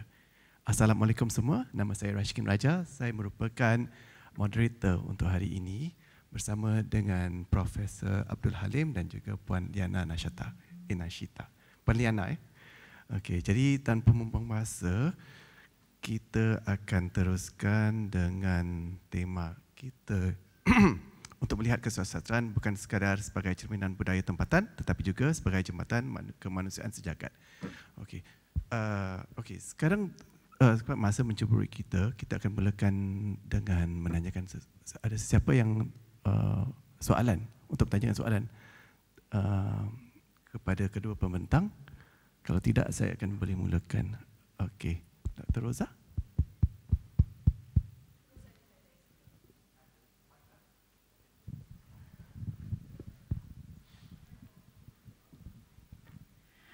Baik, Assalamualaikum warahmatullahi wabarakatuh. Nama saya Rozalina Rawi, saya daripada Institut Pendidikan Singapura. Saya ada soalan untuk kedua-dua pembentang. Terima kasih kepada kedua para pembentang kerana memulakan perkongsian sakat kita pada pagi ini dengan begitu baik sekali. Soalan saya yang pertama untuk saudari Liana. Tadi saudari ada menyebut tentang pendekatan nativis, ya. Dan pendekatan nativis ni mungkin membawa kita kepada romantisisme teks, ya. Tapi bukankah sebuah teks sastra itu selain memerlukan konteks juga ada bentuknya, ada estetika? Adakah adil kita menolak dimensi estetika atau gaya penulisan tokoh-tokoh seperti Munshi Abdullah dan Ibrahim Munshi, sedangkan gaya penulisan mereka itu sendiri boleh menjadi cerminan penting, cerminan yang mendalam tentang keadaan, pengalaman dan pemikiran mereka sebagai penulis. Jadi itu soalan saya untuk saudari. Saya tanya sekali untuk Prof ke macam mana, ya, saudara Rashikin? Tanya sekali, ya. Soalan saya untuk Prof pula. Terima kasih Prof atas pembentangan tadi. Saya nak tanya Prof, apa yang membezakan antara pemikiran pemikiran yang biasa dengan teori, Prof. Apakah tahap-tahap ataupun proses yang perlu dilalui sehinggalah satu gagasan atau satu pemikiran itu boleh diangkat atau boleh diterima sebagai teori dalam sesuatu bidang ilmu? Tadi Prof ada sebut tentang bagaimana kita harus timbangkan perkembangannya. Tapi sejauh mana sesuatu pemikiran itu perlu dikembangkan? Cukupkah dikembangkan dalam satu rantau saja sudah boleh dikira sebagai teori atau harus lebih daripada itu? Terima kasih, Prof. Okey, Puan Liana nak jawab dulu. Terima kasih Dr. Rozalina atas soalan doktor. Jadi mungkin saya perlu katakan di sini, bila kita ingin kedepankan atau menilai pemikiran penulis kita, saya tidak bermaksud untuk mengetepikan sudut estetika, poetika dan sebagainya. Itu perlu. Dan jika kita lihat, mungkin di sini saya boleh sentuh tentang kajian Prof Hadijah. Beliau telah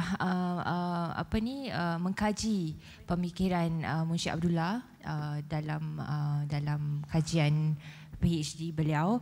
Beliau mengangkat gaya penulisan, kepengarangan dan sebagainya. Tapi pada masa yang sama kita perlu berikan tumpuan juga kepada pemikiran, kerana apa yang kita lihat dalam kajian abad ke-20 itu yang meneliti atau membaca karya Munshi Abdullah itu, mereka hanya memfokuskan pada bentuk, pada perkara-perkara formalistik, tapi tidak sangat kepada pemikiran beliau. Kenapa beliau mengatakan begitu? Jadi penggunaan istilah bodoh itu atas dasar apa? Atas penelitian Abdullah yang bagaimana? Ya, jadi itu di situ perlu kita lihat, bukan tidak penting gaya penulisan estetika itu penting, tapi pada waktu yang sama kita harus jangan ketepikan pemikiran ataupun idea-idea yang ditonjolkan oleh penulis inilah. Ya, itu maksud saya. Terima kasih. Terima kasih Cik Liana dan Prof, boleh teruskan. Apa soalan ni tadi? Apa? Soalan Cik Rosa?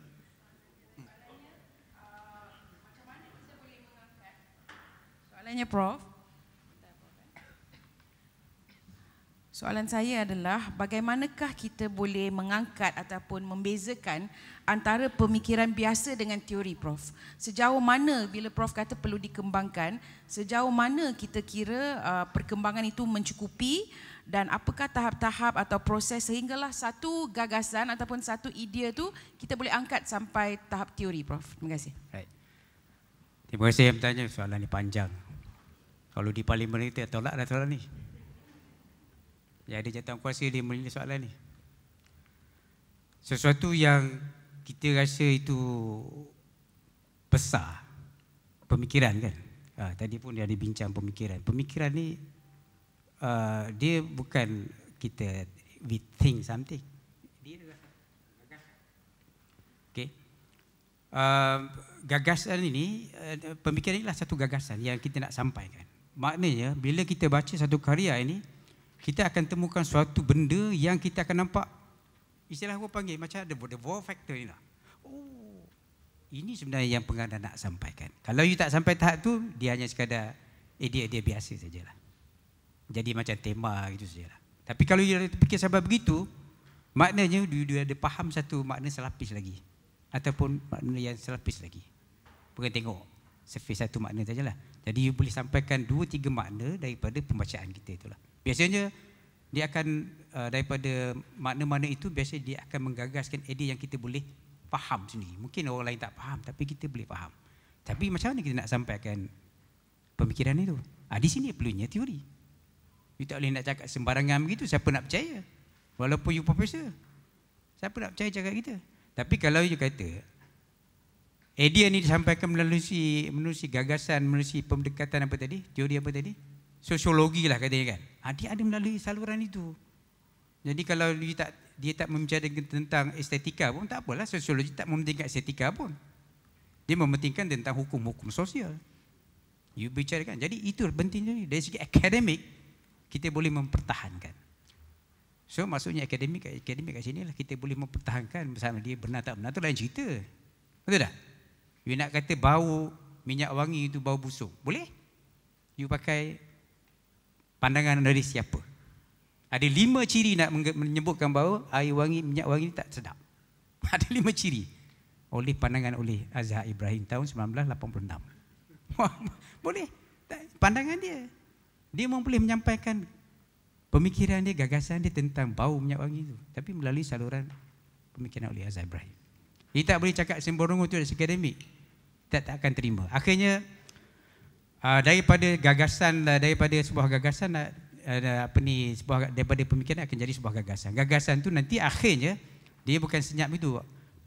Biasanya tokoh-tokoh ini akan memperluaskan, macam saya sebut tadi lah, dia akan memperluaskan, dibahaskan kat mana kelompongan dia, dia akan mengisi kelompongan itu. Akhirnya kalau dia boleh terbina sebagai satu framework, satu kerangka untuk membolehkan kita bercakap tentang suatu perkara, akhirnya dia akan menjadi satu pendekatan, approach untuk kita faham sesuatu perkara.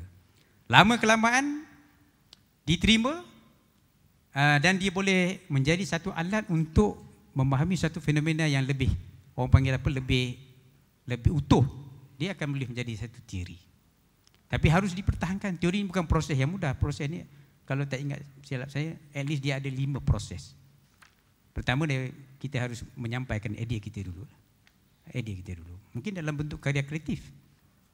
Kemudian idea kita itu dia mesti ada deskripsi dia. Bukan deskripsi kita pakai tulis begitu saja. Dia ada deskripsi yang secara akademik. Mengambil pandangan sebenarnya akhir menguatkan pandangan kita. Kemudian kita boleh menggagaskan. Selepas kita gagaskan, barulah kita cuba test, apply ke lapangan. Okey?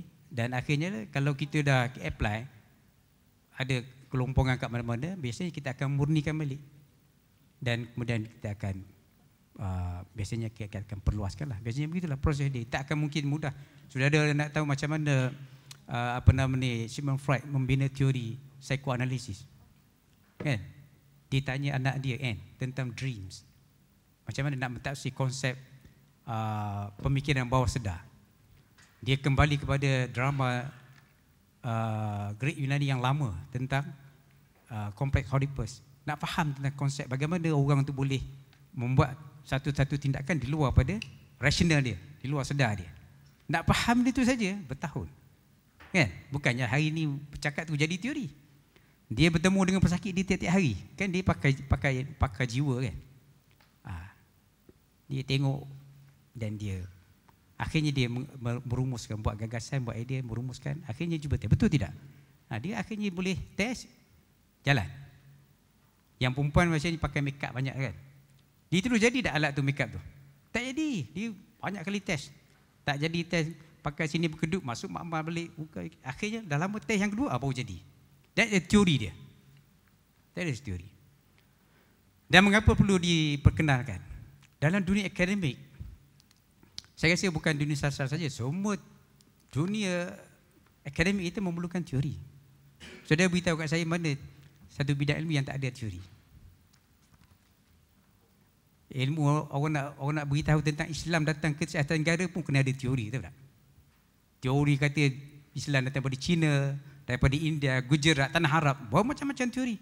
Tapi akhirnya kita faham aliran migrasi orang-orang daripada luar ke Nusantara ni yang menjadikan Islam itu tumbuh. Jadi faham berasaskan teori itu. Saudara belajar geografi, saudara belajar macamlah saya yang sebutlah semua benda. Tapi walaupun mereka tak sebut teori, tapi basically dia akan merujuk kepada satu panduan bagaimana nak faham satu fenomena itu. That is teori. Tapi taklah semudah kita faham teori macam saya sebut pergi ke klinik tadi. Jadi penteori. Taklah macam tu. Ada proses dia yang akhirnya sampai ke tahap legitimasi itu tadilah, dipakai, diguna dan disebarkan. Bagi saya perlu diperluaskan. Terutama dalam konteks teori Malaysia lah kan. Kalau Malaysia dalam konteks Malaysia dipakai. Kalau saudara tak nak terima itu sebagai teori sejarah Malaysia, gunakanlah teori sastra Melayu.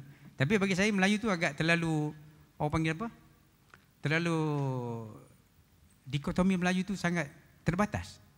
Kalau bagi saya lah. Tapi kalau dalam konteks yang lebih luas, barangkali konteks Indonesia lain, Singapura, Brunei mungkin lain. Tapi kalau mereka boleh terima sastra barat, teori sastra barat boleh terima, mengapa Puan nak dengan teori sastra di Malaysia untuk diterima dalam kasus ilmu dia di negara masing-masing? Boleh saja. Terima kasih. Terima kasih Prof. Tadi sebenarnya saya ni ada soalan, tapi saya gugup sangat. Jadi saya kasih Dr. Roza dulu. Kalau kita cerita tentang sastra, selalunya dikaitkan dengan bahasa, kan? Dan kalau kita lihat zaman sekarang contemporary, ramai anak-anak zaman sekarang tidak menggunakan bahasa Melayu dengan baik. Itu telah dilihat di seminar antarabangsa yang saya hadiri minggu lepas, di mana Dr. Nordin daripada USM mengatakan bahawa sikap anak-anak sepanjang 30 tahun beliau mengajar bahasa semakin berkurang. Dan saya ada tanyakan soalan tentang penggunaan bahasa contemporary sekarang, menggunakan bahasa Inggeris dimajmukkan dalam wadah-wadah seperti sastra contemporary dan juga lirik-lirik lagu dan drama-drama sebagainya. Jadi soalan saya adalah pada pandangan Prof pada pandangan Prof apakah isu penggunaan dan kehilangan bahasa ini mempengaruhi proses penghasilan ilmu sama ada melalui penulisan abad ke-19 ataupun teori sastra kontemporari, dan adakah bahasa masih menjadi asas utama dalam usaha kita mengantarabangsakan kesusastraan? Isu bahasa ni isu yang lama dah kan. Tapi dia sebenarnya, bahasa ni bukan isu. Bagi saya, dia bukan isu. Bahasa ini bagi satu bangsa, dia adalah harta. Harta pusaka dia.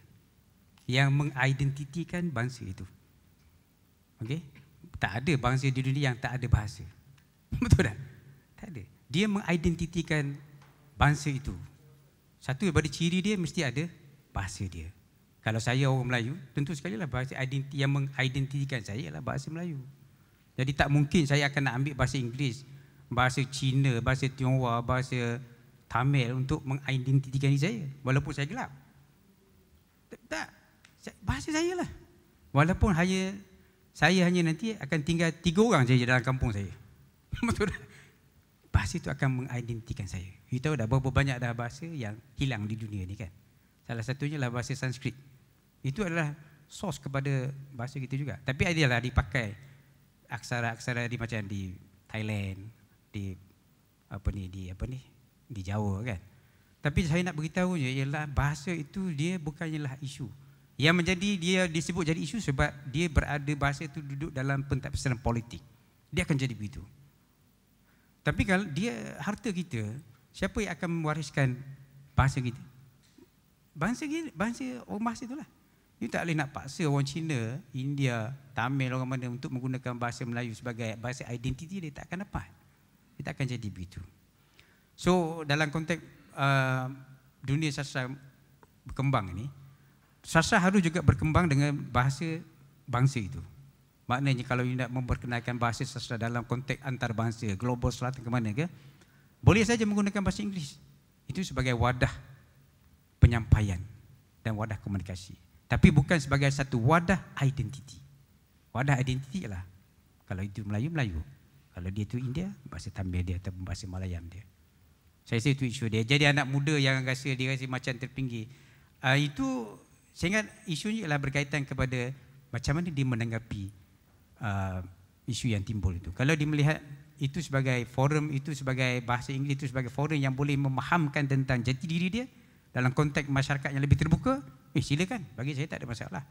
Boleh saja diterjemahkan dipakai bahasa Inggeris, tak ada masalah. Tapi adakah dengan menggunakan bahasa kita harus meninggalkan bahasa Melayu? Masalah sekarang ni kita pergi ke depan dan kita tinggalkan yang kita. Itu tak boleh. Pergilah ke depan. Yang kita teruskan dengan kekuatan dan jati diri kita. Jangan hilangkan. Silakan. Terima kasih Prof. Itu satu pandangan yang amat benar sekali. Cik Liana ada sumbangan tentang pemikiran penulis abad ke-19 melalui yang Cik Liana ceritakan tadi? Maksudnya dalam konteks penggunaan bahasa? Penggunaan bahasa. Because, saya rasa tak ada masalah. kalau budak-budak tak nak baca tu biarkanlah mereka tak nak baca, tapi kita ni yang seumuran saya dan yang di universiti tu harus belajar. Kerana bagaimanakah kita, misalnya kata kalau kita nak memperkenalkan teks abad ke-19 pada budak-budak kecil, susah sekali. Mungkin dalam bentuk-bentuk buku-buku cerita baiklah, boleh ya. Tapi untuk kita ni yang di universiti, yang muda-muda yang masih belajar sastra, belajarlah sastra. Kita gunakan minat mereka dalam sastra itu untuk memikir ulang bagaimana kita melihat atau membaca sastra kita. Tadi mungkin kita boleh sebut sedikit tentang teori yang saya perkenalkan tadi, sosiologi ilmu yang dijana oleh Karl Meinham itu saya tidak gunakan sebagai teori, saya gunakan sebagai perspektif.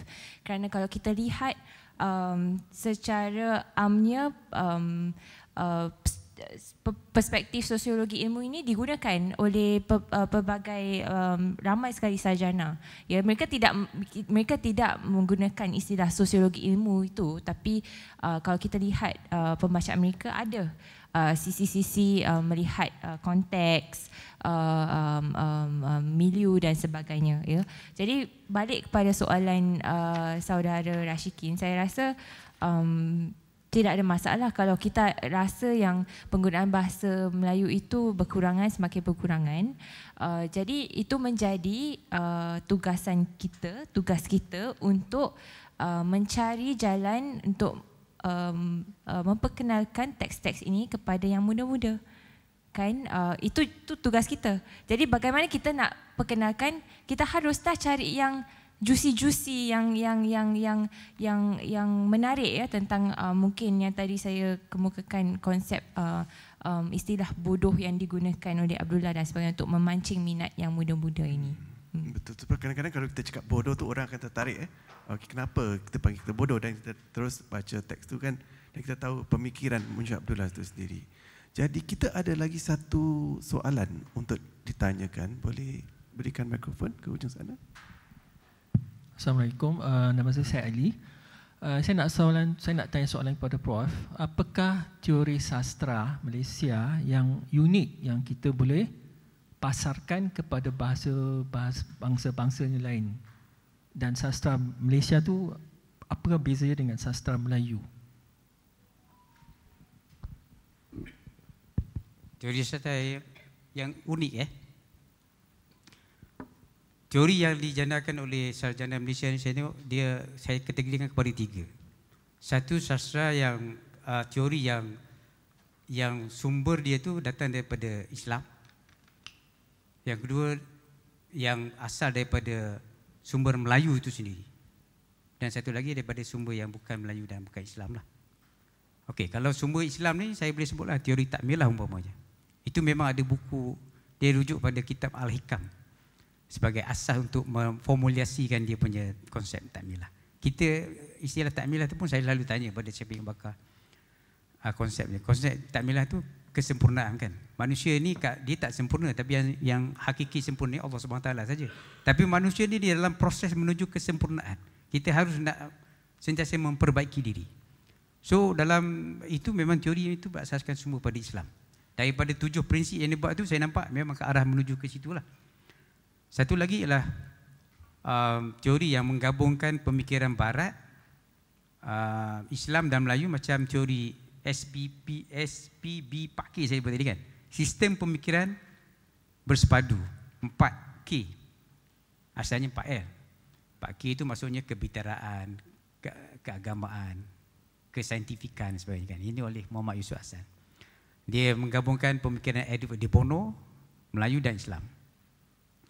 Tapi kalau yang Melayu saja, yang refer pada Melayu saja, saya tengok Muhammad Haji Saleh, teori Putika, sastra Melayu, dan juga Mania Sikandar. Mania Sikandar itu kan dirujuk pada teks sejarah Melayu, berasaskan kepada konsep keberanian. Berani. Nak faham berani orang Melayu ni, dia kena tengok teks itu berasaskan kepada pertentangan, pertembungan di antara Hang Tuah dengan Hang Jebat. Konsep berani. You nak jadi seorang yang hebat, you mesti berani. Okey? Dan konsep berani itu datang daripada pentaksiran ke atas konsep yang dipaparkan oleh watak Han Jebat itu. Yang sanggup menentang siapa? Sultan kan? Sultan Adil, Sultan disembah, Sultan zalim, Sultan disanggah. Keberanian itu menjadi basis kepada perubahan paradigmship, Malay paradigmship. Kalau ikut saya lah, dia ada 3 orang saja dalam Malaysia ni daripada zaman Han Jebat, Hang Tuah dulu. Han Jebat ini dia menentang Sultan Mahmud kerana apa? Kerana memerintahkan supaya Hang Tuah dibunuh kan. Jadi dia seorang. Kalau zaman sekarang ni, kalau tak silap saya, zaman sekarang ni Tun Mahathir ni masih ada lagi. Tun Mahathir saja yang berani melawan Sultan dulu tahun 1993 tu, nak mencabut imuniti raja-raja di parlimen. Ni politik sikit tak apa kan. Tapi Mahathir tak di sini tak apa. Tapi saya nak beritahu je, keberanian itu menjadi asas bagaimana seorang pengarang tu nak menjadi maju ke depan. Jadi Mana Iskandar menggunakan basis dia ambil daripada Melayu tadi. Jadi ada teori yang berasaskan Islam, ada teori yang ambil source pada kepada Melayu. Kalau Muhammad Haji Saleh, dia ambil daripada sumber dia memang daripada teks Melayu, daripada pantun dan daripada teks prosa Melayu yang lama. Kalau Muhammad Haji Saleh ni, kalau saudara baca, dia pergi ke seluruh pelosok dunia Melayu ni cari pantun. Daripada pantun itu dia rumuskan, oh ini rupanya, inilah putika, inilah teori tentang sastra Melayu. Dibahagikan kepada, tak silap saya, kalau dalam puisi itu ada 6 ciri keindahan dia, dalam prosa itu ada 6, ada 12. Jadi 12 ciri. Jadi kalau nak faham tentang sastra Melayu, tengok pada 6 ciri dalam puisi, 6 ciri dalam. Jadi daripada 12 itu saya sendiri rumuskan kepada 5 saja ciri dia. Jadi nak cari yang istimewa, banyak istimewa semua lah. Bagi saya istimewa, ada kelemahan di sisi manusia, ada kelemahan lah. Di sini ada kurang, di sini kurang. Tapi saya nak beritahu, bila saudara nak mengkaji tentang puisi, berkaitan dengan puisi yang betul-betul yang identik dengan keindahan sastra Melayu, sesuai sangat menggunakan teori putika sastra Melayu itu. Saya ingat Prof. Hashim Awang dekat Hasim Ismail ada kat sini, dia mengkaji tentang teori itu. Sangat bagus. Memang kalau kita kaji itu, dia akan sampai rapat terus ke dunia Melayu itu. Fungsi, saya boleh bagi contoh satu. Boleh, sebab lampu tadi merah dah keluar dekat belakang. Ada lampu merah. Tapi tak apa, boleh. Okey, saya ambil satu pantun. Pisang emas di bawah belayar, masak sebiji di atas peti. Hutang emas boleh dibayar. Hutang kerajaan siapa bayar? Rakyat yang kemudian hari. Hutang budi dibawa ke mati. Baik, kita ambil 2 baris yang pertama tadi. Pisang emas di bawah belayar. Pernah tak kita tanya kenapa mesti pisang emas di bawah belayar? Itu saya kata kena panjang kuliah saya ni. Pisang emas tu kalau sudah tahu, dia akan cepat masak dalam tempoh 2 atau 3 minggu saja. Okey? Di bawah belayar. Istilah belayarnya hanya dipakai untuk kapal yang besar dan belayar di lautan yang luas, bukan di sungai. Okey? Itu dia. Jadi 2 baris pertama itu memberitahu kepada kita tentang dunia Melayu yang hidup dalam dunia pelayaran. Bukan dunia main rakit, bukan. Pelayaran yang besar. Bukan sekarang. Dulu lagi dah. Pantun tu beritahu kepada kita. Kemudian pisang emas. Mengapa mesti letak di atas peti? Masak sebiji atas peti. Kenapa? Kenapa dia kata masak sebiji diberi pada nahkoda? Tak ada. Letak atas peti. 1 biji pisang emas untuk dia akan masak selama seminggu, nak beritahu pada kita tentang pelayaran yang dah belayar di lautan luar itu selama 1 minggu. Jadi letak atas peti, saya sebagai nahkoda boleh tengok, orang yang jaga layar boleh tengok, orang yang pegang dayung boleh tengok. Dia tak akan laung, kita dah belayar seminggu. Tak ada. Dia tengok pisang sebiji, dia tahu kita dah belayar seminggu. So bagaimana dia mentafsir dan menentukan masa, cara orang Melayu menentukan masa dengan menggunakan pisang emas saja. Itu hebat. Cara orang Melayu menentukan masa menggunakan pisang emas. Tapi, ya.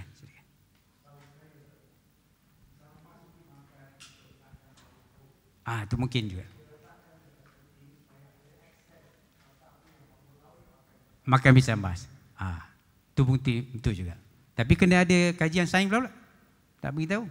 Tapi nak beritahu je, satu baris pantun itu dia menceritakan dunia pelayaran, dunia perdagangan, dunia kelautan, maritim, orang Melayu.